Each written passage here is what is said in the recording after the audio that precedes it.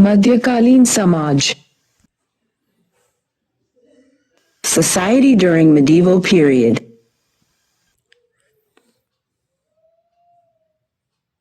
तुर्की शासन की स्थापना का उत्तर भारत के समाज पर एक महत्वपूर्ण प्रभाव था। समाज का क्षैतिज विभाजन। इससे पूर्व हिंदू समाज वर्ण एवं जाति के आधार पर लंबवत रूप में विभाजित था, परंतु अब हिंदू और मुसलमान के बीच क्षैतिज रूप में विभाजन हो गया। हिंदू समाज। आरंभ में हिंदू शब्द का प्रयोग भौगोलिक क्षेत्र के संदर्भ में हुआ था, परंतु तुर्की शासन की स्थापना के पश्चात भारत में निवास करने वाले गैर तुर्की लोगों को हिंदू कहा जाने लगा। उस काल में हिंदू समाज वर्ण व जाति में विभाजित था। सैद्धांतिक तौर पर हिंदू समाज 4 वर्णों में विभाजित था: ब्राह्मण, क्षत्रिय, वैश्य और शूद्र। इस काल तक आकर उन वर्णों की हैसियत में परिवर्तन आने लगा था। चूंकि यह संकट का काल था, इसलिए पहले ब्राह्मणों के लिए, जो व्यवसाय आपद धर्म के रूप में स्वीकृत किया गया था, वह अब सामान्य तौर पर अपना लेने की छूट दी गई।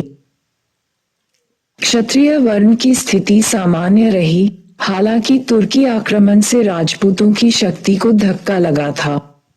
फिर इस काल में वैश्यों की सामाजिक दशा में थोड़ी गिरावट देखी गई।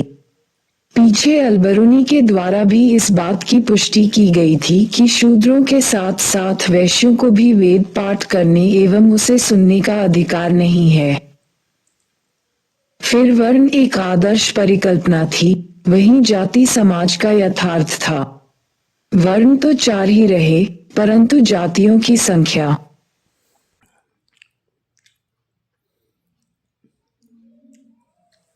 हजारों में हो गई। फिर इस काल में नए नए पेशे के आगमन से नई नई जातियां अस्तित्व में आईं।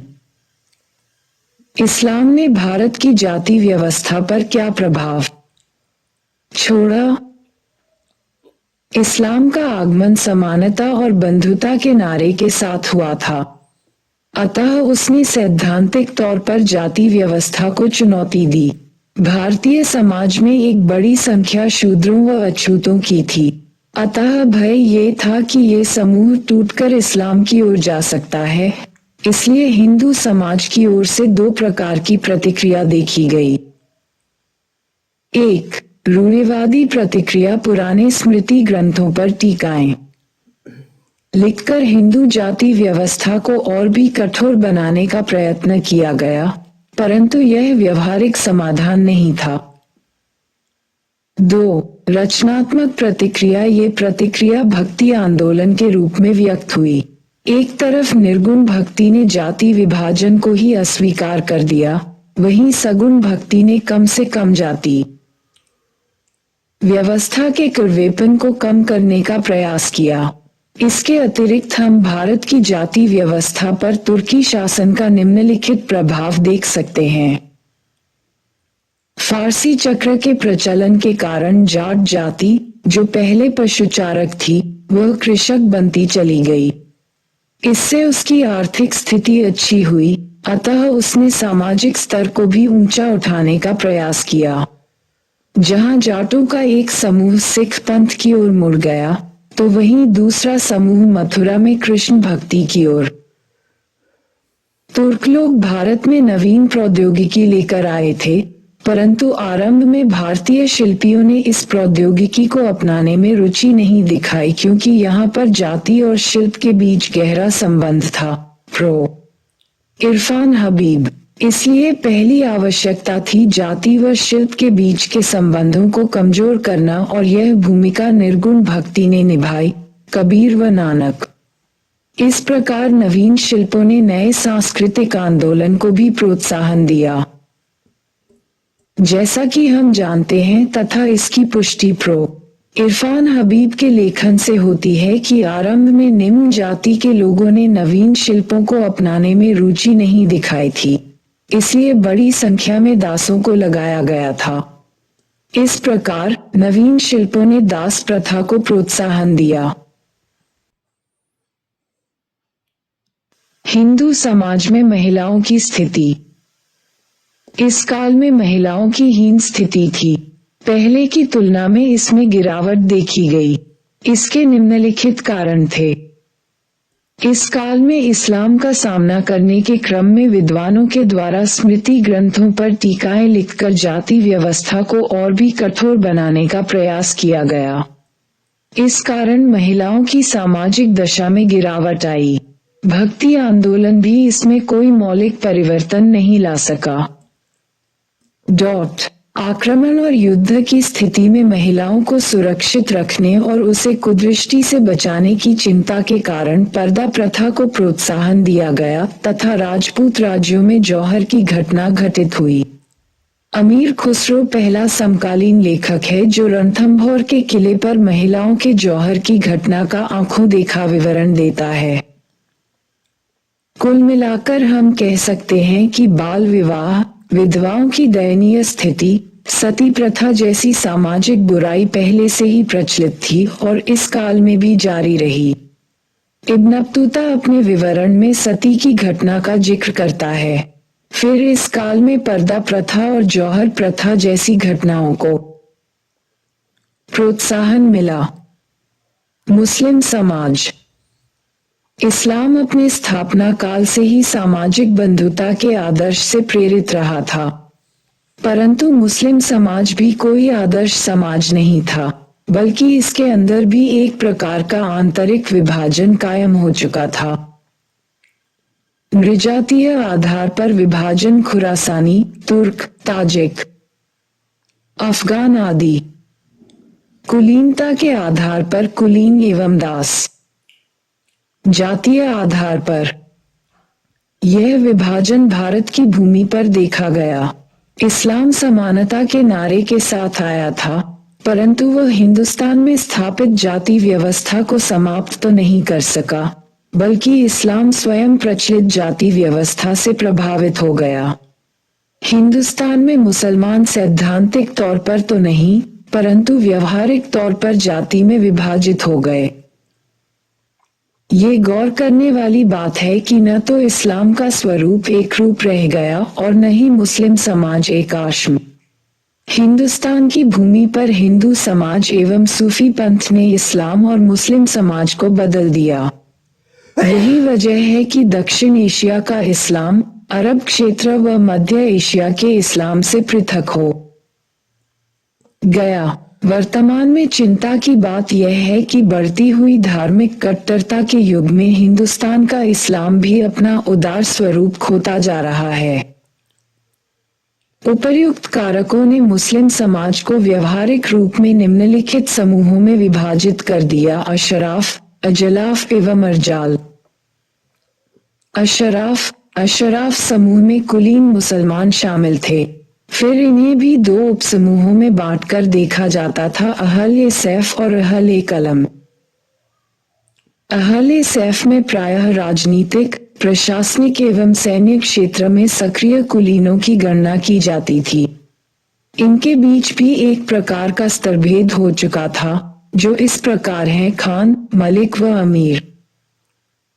दरबार में कार्य करने वाले तथा प्रशासनिक पदों पर नियुक्त अपेक्षाकृत निम्न स्तर के अधिकारियों को अमीर का दर्जा प्राप्त था, वहीं मलिक का पद वरिष्ठ अधिकारियों को दिया जाता था। बर्नी व मिन्हाज उस सिराज जैसे लेखकों ने जिन कुलीनों की चर्चा की है, वे प्रायः मलिक स्तर के होते थे, अर्थात अमीरों से ऊपर। दूसरी तरफ खान सर्वोच्च स्तर था, जो मंगोल प्रभाव में विकसित हुआ था। चंगेज खान के अधीन 10,000 सैनिकों से अधिक के प्रधान को खान कहा जाता था, परंतु सल्तनत काल में खान पद के बदले एक उपाधि बनकर रह गया था, जो किसी मलिक को विशिष्ट सेवा के बदले सम्मान के तौर पर दिया जाता था। जैसे बलबन को उलूग खां की उपाधि मिली थी। अहले कलम में लिपिक, विद्वान, उलेमा आदि शामिल थे। सल्तनत की स्थापना के आरंभिक दिनों में राज्य संघर्ष, विस्तार एवं युद्ध में उलझा हुआ था, इसलिए अहले सैफ की तुलना में अहले कलम को कम महत्व प्राप्त था। परंतु आगे चलकर जब राज्य में स्थिरता आई, बौद्धिक गतिविधियों का महत्व बढ़ा और शासन को वैधता दिलाने के लिए उलेमाओं के समर्थन की जरूरत पड़ी, तो अहले कलम का भी महत्व बढ़ता चला गया। फिर भी अहले कलम की तुलना में अहले सैफ अधिक प्रभावी बना रहा। अजलाफ इसमें निम्नवर्गीय मुसलमान शामिल थे, यथा दस्तकार व कारीगर, किसान, निम्न पेशेवर समूह आदि। इनमें से बड़ी संख्या धर्मांतरित हिंदुओं की भी थी। चूंकि इस्लाम वैज्ञानिक स्तर पर समानता की बात करता था, इसलिए धर्म के आधार पर तो भेदभाव नहीं था, परंतु व्यवहार में अशराफ व अजलाफ के बीच दूरी थी। इनके बीच वैवाहिक संबंध भी स्थापित नहीं होता था। अर्जाल हिंदू समाज से धर्मांतरित अछूत आगे चलकर एक पृथक समूह में स्थापित हो गए, जिन्हें अर्जाल कहा जाता था। व्यवहार में मुस्लिम समाज में भी इनके साथ अलगाव की भावना बनी रही। इस्लाम के अंतर्गत महिलाओं की दशा।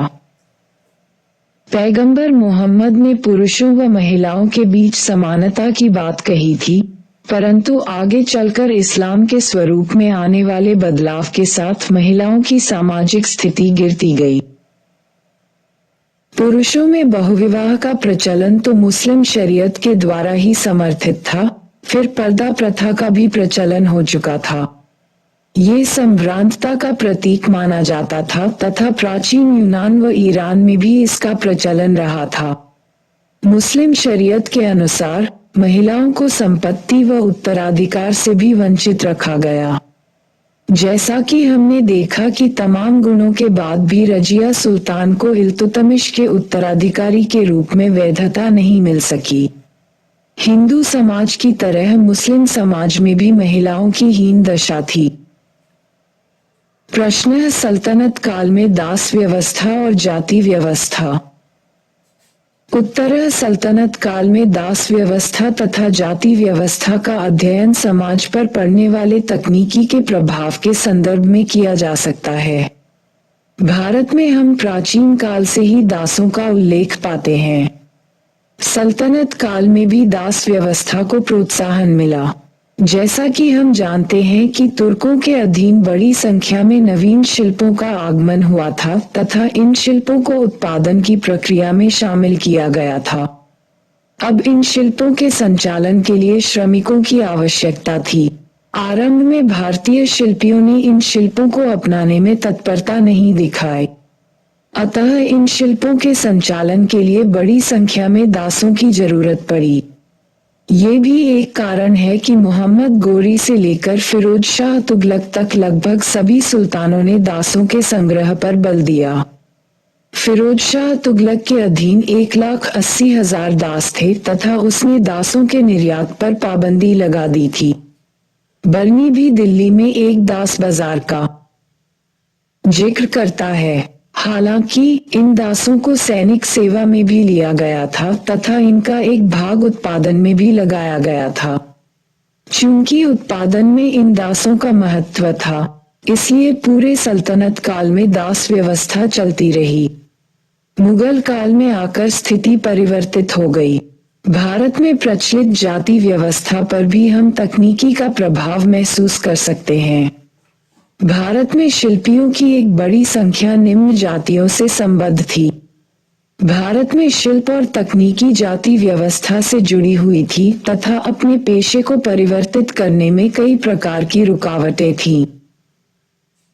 वस्तुतः तुर्की शासन की स्थापना ने ब्राह्मणवादी व्यवस्था पर आधारित भारतीय कुलीन वर्ग को कमजोर कर दिया। दूसरी तरफ तुर्की शासन की स्थापना ने नगरों एवं कस्बों में नए आर्थिक अवसर प्रदान किए। शासक वर्ग की जरूरत को पूरा करने के लिए बड़ी मात्रा में उत्पादनों की जरूरत पड़ी तथा उत्पादन के संचालन के लिए शिल्पियों के एक वर्ग की भी आवश्यकता महसूस हुई। निम्न जाति से संबद्ध भारतीय शिल्पी नगरों एवं कस्बों में नवीन शिल्पों के प्रति दिलचस्पी दिखाने लगे, किंतु जैसा कि हम जानते हैं कि भारतीय सामाजिक व्यवस्था में जाति और शिल्प के बीच गहरा संबंध था। अतः नए शिल्प को अपनाने के लिए जाति का बंधन तोड़ना आवश्यक था।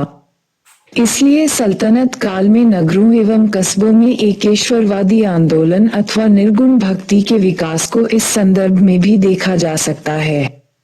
निर्गुण भक्ति ने जाति बंधन को कमजोर कर नवीन शिल्पों को प्रोत्साहन दिया। कबीरदास और नानक इस एकेश्वरवादी आंदोलन के प्रवर्तक बने। कबीरदास और नानक दोनों ने जाति व्यवस्था को अस्वीकार किया। कबीरदास ने निम्न जाति के शिल्पियों को एक नया आश्वासन दिया।